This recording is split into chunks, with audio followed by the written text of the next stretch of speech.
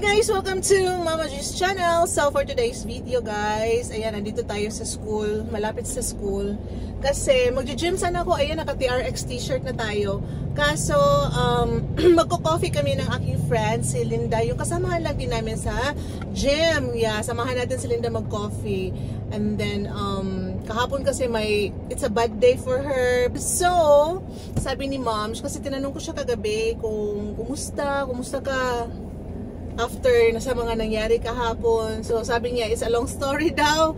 Kaya yes guys, sasamahan ko siya ngayon. Magchichika-chika kami instead of mag-gym. And then also, si Ma'am Linda, siya yung super sa lahat ng group, sa circle of friends namin dito sa sa gym. Siya yung mahilig magluto. And then siya yung super sipag talaga, as in chef siya sa aming grupo guys. Siya yung chef, and then siya yung gumagawa ng mga kakanin, and then super sarap guys, super sarap ng kakanin. So umorder ako sa kanya kasi today may event ang school, meron silang pista sa nayon. So di ba pag August, of course, buwan ng wika, and so meron silang event, pista sa nayon. So magkakainan yung mga bagets natin dito guys. So si Jacob, kanya-kanya sila ng dala. So, may lista sila sa group chat. Mismo kami yung mga parents ang nag-pledge kung ano yung dadalhin nila. So, syempre dahil buwan ng wika nga, so parang Pinoy food ba yung dadalhin nila. So syempre yung mga kakanin, number 1 yan. So, nag-umorder ako ng sapin-sapin, bilao. Yes, kasi masarap yung sapin-sapin ni Ma'am Linda. And then kay Nathalie, yung pinadala ko sa kanya, bilao din, but mixed. Sa bilao, merong 4 na kinds of kakanin. Masarap siya i-partner sa coffee. Meron akong coffee actually dito, but because magko-coffee kami doon sa Lorenzo's Cafe, hindi ko inumin, baka para tayong addict. Yung mata natin magsulirat mamaya guys na sobraan sa kape. So yeah, maghihintay na lang ako kay Ma'am kasi sabi ko sa kanya pwede naman kita kunin. Andun kasi nasa ibang school siya, private din doon sa St. Paul's, pero malayo-layo siya dito sa city. So sabi niya mag-ano na lang kami, magtagpo na lang kami ba, magkita na lang kami doon sa coffee shop doon sa Lorenzo, yung favorite namin talaga na coffee shop. Kahapon nag-coffee din ako with Ate Marilyn, one of my friend. Kasi marami naman ako mga iba-ibang friends, di ba? And yeah, tapos chinat ko ngayon si Annabelle. Ewan ko kung sasama yung babae. So, nag-coffee na kami guys. Vlog ba yan? Wait na may mangoy. So, walang jam. Mga momshies. Wait, diba?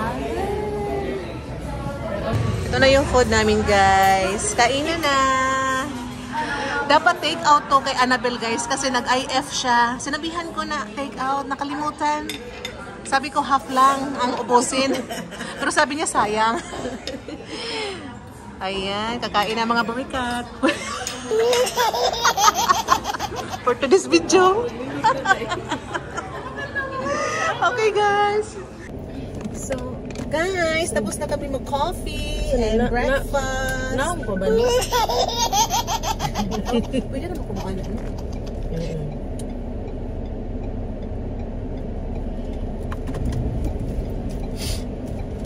Tumasan tayo sa madam. When I walked into the kitchen, you saw the look on my face. You saw the look on my heart to get out of this place. I seen something I've never seen before. When you put on the pineapple, we couldn't be friends anymore. Pineapple doesn't put on pizza. It's a fruit and you know that. Pineapple doesn't go on pizza. They just don't belong.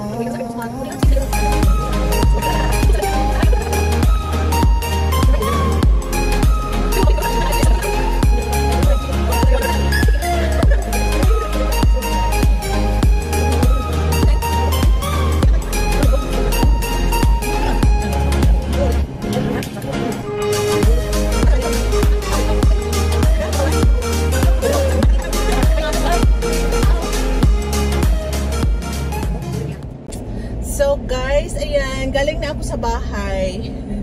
Nagka-uwi na ako sa bahay kasi hinatid ko si Jacob. And now, I'm going back to the city na guys.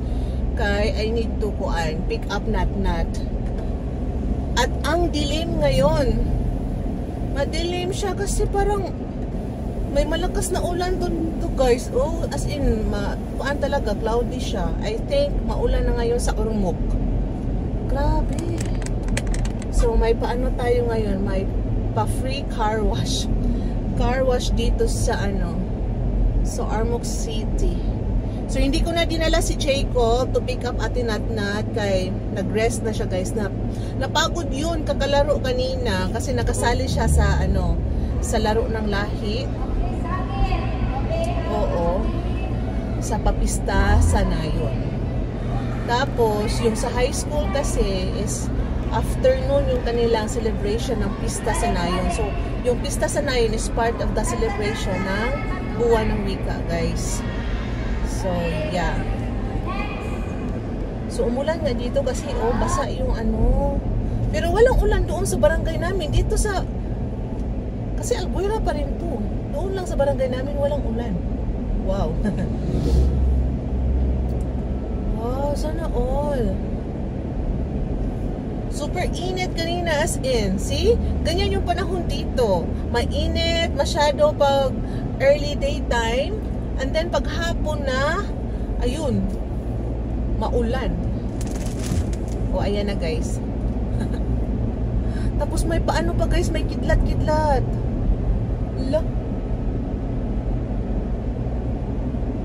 If-face ko sa Yoy! Oh my gosh. May guys, mayroong kidlat. Di ba makapal, no?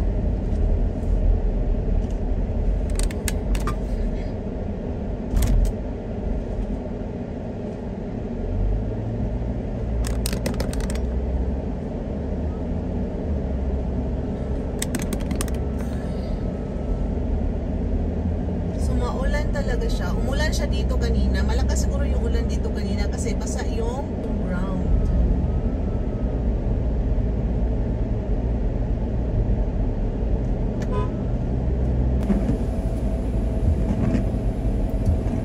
Isasarado ko ang aking sunroof guys kasi merong kidlat, natatakot ako.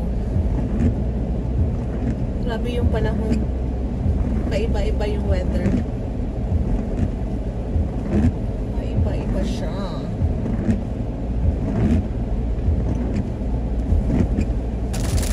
Diba malakas yung ulan dito. Andito lang ako sa Ormoc. Oh my god, lakas yung ulan.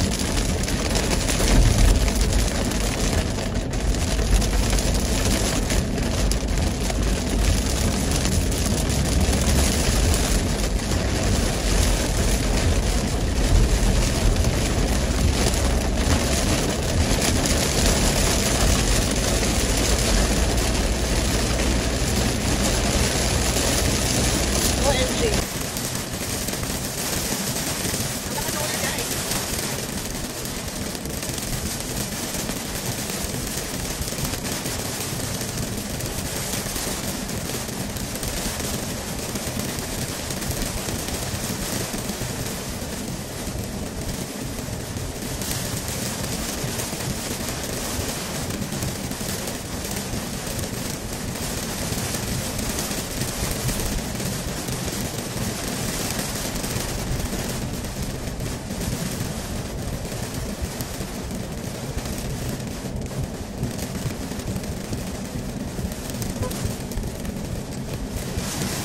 Lakas niya.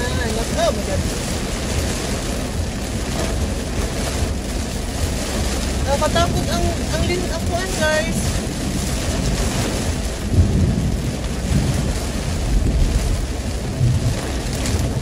Nakakatakot yung kidlat. Oh.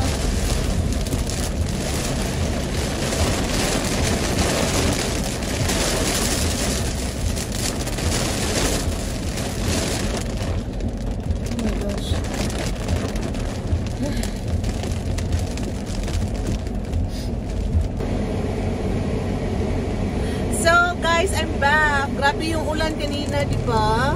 Pinakita ko sa inyo guys. Grabe. So, parang bagyo siya guys. Plus, meron pang kidlat. Nagkaka-anxiety yun guys.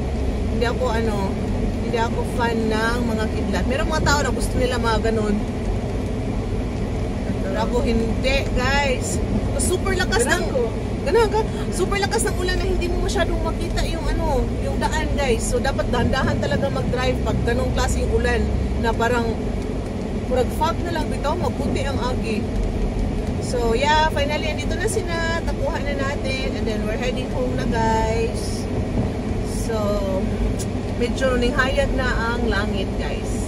So uwian na tayo. Thank you so much guys for watching Mama G's channel. Bye!